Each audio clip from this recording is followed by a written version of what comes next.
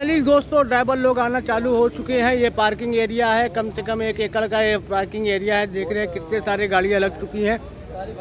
बहुत खुशी हुई कि दोस्तों ज़्यादा से ज़्यादा ड्राइवर आ रहे हैं और पार्किंग की व्यवस्था अच्छी खासी की गई है। कितनी भी गाड़ियाँ लेके आओ, यहाँ से वहाँ तक जहाँ भी नज़र घुमाओगे सिर्फ पार्किंग का एरिया स्पॉट खाली करा दिया गया है। तो ज़्यादा से ज़्यादा लोग यहाँ पहुँचे, ज़्यादा से ज़्यादा गाड़ियाँ पार्किंग करने का कोई इशू नहीं है। आप अपनी खुद से भी गाड़ी से आओगे तो पार्किंग का कोई परेशानी नहीं होगी। गाड़ी को पार्किंग करो, आराम से आओ, मीटिंग में बैठो, नाश्ता पानी चाय खाना पीना सब इंतजाम किया गया। बड़ी बातें करते हैं, कुछ नहीं करते हैं। वो चालू पे तो हुआ नहीं है और जल्दी होने की संभावना बिल्कुल भी नहीं है। मैं जाके आता हूँ सिर्फ। सॉरी, हो गया। तरीका थोड़ा अलग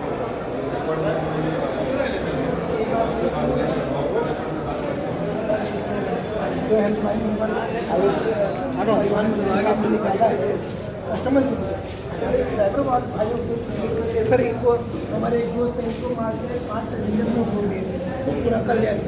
उसके लिए ऊपर वाले को कोई हेल्प नहीं मिला था। निकलना चाहिए। और दूसरी बात, ये जो नया कायदा रखा है क्या गाइडलाइन है, उनको समझना चाहिए कि हम लोग क्या कर रहे हैं।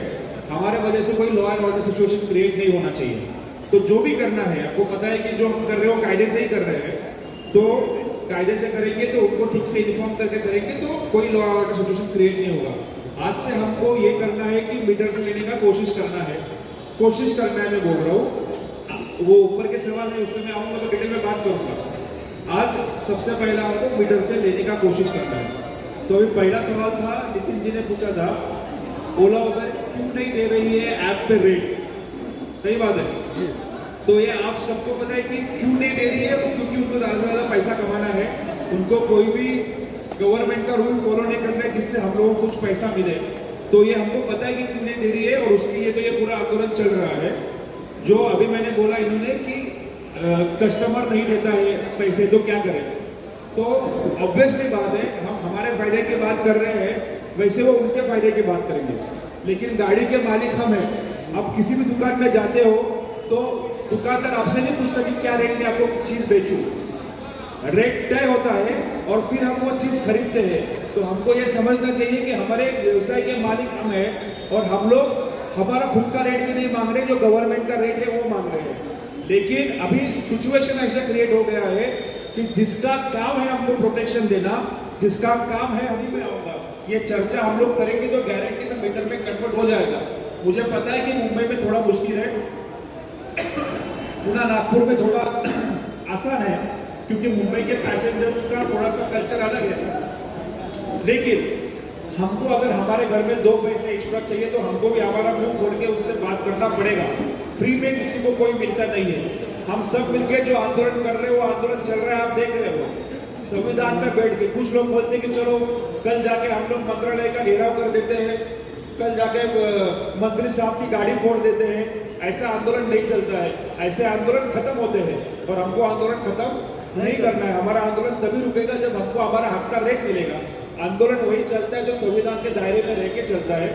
जब मैं नेतृत्व करता हूँ तो मेरा भी ये कोशिश होना चाहिए कि कम से कम मेरे भाइयों का नुकसान हो और ज़्यादा से ज़्यादा फायदा हो। बंद किया है तो 2-3 दिन के ऊपर बंद ना चले, ताकि हम सबका हाथ पे पेट है। काम करेंगे तो ही घर चलेगा। तो इसीलिए कब, जैसे मैंने बोला है कि मेरे को आंदोलन का समझ है, जैसे आपको ड्राइविंग का समझ है कि कब एक्सीलेटर देना है, कब क्लच दबाना है, कब ब्रेक दबाना है, कौन सा सिग्नल तोड़ना है कि अभी कैमरे में नहीं है, पुलिस में नहीं कि तोड़ दो। तो मेरे को पता है कि आंदोलन में कब क्या करना है। तो जो सिग्नल जब तोड़ना है तब तोड़ेंगे। जब दिख रहे हैं सामने पुलिस लोग तो रुक रहे हैं ना आप लोग सिग्नल पे, तो वैसे ही जब हाथ से बाहर, अभी ये जो दल्ले लोग जो हमारा आंदोलन तोड़ने के लिए बैठे हैं संगठन के नाम से, मैं अभी तो मुझे इनमें सब लेके आया हूँ। जो 12 करोड़ का उगर ने मुकदमा किया मेरे ऊपर, उसके डॉक्यूमेंट्स में उन्होंने ये दलाल लोगों के लेटर भी ज्वाइन किए। तो वो तो सब तो हमको मिल गया, तो उसके बारे में अलग से वीडियो बनाऊंगा, आज तो समय नहीं है। लेकिन आप सबको जब तक हमको रेट नहीं मिलता है तब आपको 2 चीज़ें करनी है। एकता के माध्यम से एक दूसरे के कांटेक्ट में रहना है। जब से कोर्ट से ग्रीन सिग्नल मिल जाएगा, हमारा आंदोलन फिर से चालू हो जाएगा रस्ते ऊपर का, और तब तक आपको मीटर से रेट लेना है। रमेश भाई का 2 नंबर का जो ये था कस्टमर रेट नहीं दे रहे, कॉमन सवाल था। तीसरा उन्होंने बोला कि आंदोलन फैमिली करना है, जरूर अगले बार जो आंदोलन अगर करने की जरूरत पड़ी तो वो विद फैमिली करेंगे, बाल बच्चों को आंदोलन में लेके आएंगे, ताकि सरकार को भी समझ जाएगी कितने वोट से आप लोग हाथ धो रहे हो। सही बात है, बिल्कुल बिल्कुल जोरदार ताली। विजय राणे जी ने बोला कि 20 दिन तक बिजनेस बंद था, 20 दिन तक आंदोलन करने के लिए मैं कोई येड़ा चौथी नापास डॉक्टर नहीं हूँ, मुझे समझता है कि 20 दिन तक कोई बंद नहीं रख सकता है। हमने तीसरा दिन होने के बाद हमने जब आपको समझा कि उबेर ने हमारे ऊपर झूठा केस डाला है, लेट मी फिनिश, तो हमने बोला कि उबेर को बॉयकॉट करना है, बाकी के ऐप से आप व्यवसाय कर सकते हो, वो भी मीटर से कर सकते हो। उबेर से कोई मेरा पर्सनल दुश्मनी नहीं है, पूरा इस बात पे लगा कि कोई विदेशी कंपनी आके हमारे देश में हम लोगों का जो संवैधानिक आंदोलन चल रहा है उसके खिलाफ झूठा एफिडेविट बना के कोर्ट में जाके हमारे खिलाफ एक दिन में एक स्मार्ट ऑर्डर लेके आता है, और हम लोग को याचिका डालने का कोशिश कर रहे हैं। कितने सालों से आप देख रहे हो, अभी तक वो कोर्ट में भी नहीं आया है। तो इस बात का गुस्सा है कि पैसा है तो ऊबर कुछ भी करेगा, ऐसा नहीं चलेगा, इसलिए हम लोग ऊबर को बॉयकॉट कर रहे हैं, रेट से पैसे ले रहे हैं। विजय भाई ने और एक चीज बोला कि कस्टमर केयर फॉर ड्राइवर्स होना चाहिए, वो भी हमारा एक मांग है जो हम लोग बोल रहे हैं कि गिग वर्कर्स एक्ट आना चाहिए। तो गिग वर्कर एक्ट में ये प्राविधान है कि जैसा आपका लाइसेंस नंबर है, जैसा आपका पैन कार्ड नंबर है, वैसा आपका गिग वर्कर्स का एक आईडी होगा। आप किसी भी प्लेटफॉर्म पे काम का भी है, जो फुल टाइम वर्कर्स के लिए हर एक जिले में एक कामगार आयुक्त होता है, वैसे गिग वर्कर के लिए भी एक आयुक्त हो गया, कामगार आयुक्त हो गया। अगर आपका आईडी कोई कंपनी कोई भी रीजन देके बंद करती है तो आप जाके वहाँ पे अपील कर सकते हो। ये भी हमारा वन ऑफ द मांग है जो गिग वर्कर्स एक्ट में हमने रखा है, एक्ट के लिए हमने रखा है। कृष्णा जी ने बोला है कि क्या सबने उबर ऐप डिलीट किया है क्या, ये हमें अपने आप से पूछना चाहिए, ये सही बात है। लेकिन जैसे मैंने बोला कि मुझे पता है कि एक्सीलेटर कब दबाना है और कब ये चेक करना है कि हर एक ने उबर ऐप डिलीट किया है। हर एक क्लासरूम में, हर एक ग्रुप में, हर एक लोगों की समझ अलग अलग तरीके की होती है। कुछ लोगों को प्यार से समझाने से भी नहीं समझते। जैसे आप देखते हो कि हमारे क्लास टीचर जो गुरुजी रहते हैं स्कूल में, वो किसी को एक बार समझाते हैं तो वो लगे समझ जाता है, किसी को बोलते रिवीजन कर तो उसके बाद समझ जाता है, किसी को बोलते 3 बार रिवीजन कर तो उसके बाद समझ जाता है, किसी को पट्टी का मार दिए बिना समझता नहीं है। मराठी में वन है, छड़ी लागे चमचम विद्ये गम गम। तो हर एक का समझने का लेवल अलग अलग होता है।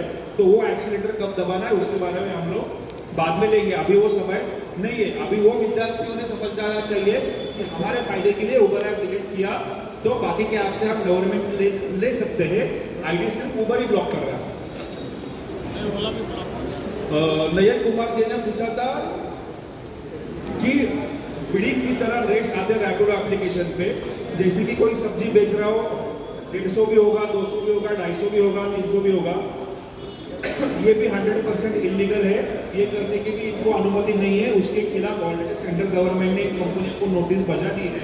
लेकिन रैपिडो ऐसी बेशरम कंपनी है, इतने एफआईआर होके भी वो लोग कोई भी गवर्नमेंट का कायदा नहीं मानते हैं।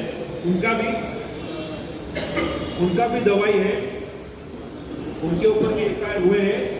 रैपिडो भी पूरा बंद हो जाएगा। रैपिडो के सिर्फ बाइक टैक्सी नहीं, रैपिडो के रिक्शा और कैब के लिए भी एफआईआर करने का आदेश पिछले मीटिंग में आयुक्त साहब ने सब आरटीओ को दिया है, और सब आरटीओ पुणे, मुंबई, नागपुर के रैपिडो के रिक्शा और कैब के बिजनेस के लिए भी रैपिडो के ऊपर एफआईआर करेंगे, ऐसे उन्होंने आदेश दिया है।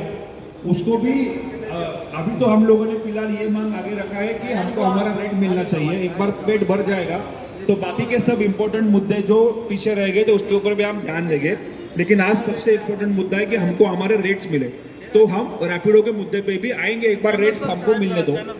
Bike taxi in Mumbai, rickshaw driver जो भाई बोल रहे हैं, ये बात बहुत सही है कि बाइक टैक्सी का सबसे ज्यादा नुकसान रिक्शा को होता है। टैक्सी के अगर 10 कस्टमर टूटते रहेंगे तो रिक्शा के 50 कस्टमर टूटते हैं, और इसलिए रिक्शा चालक भाइयों ने खुद इसके लिए कोशिश करना चाहिए। कुछ कोशिशें जो मैंने बताई है कि आप लोग भी अगर कोई आपको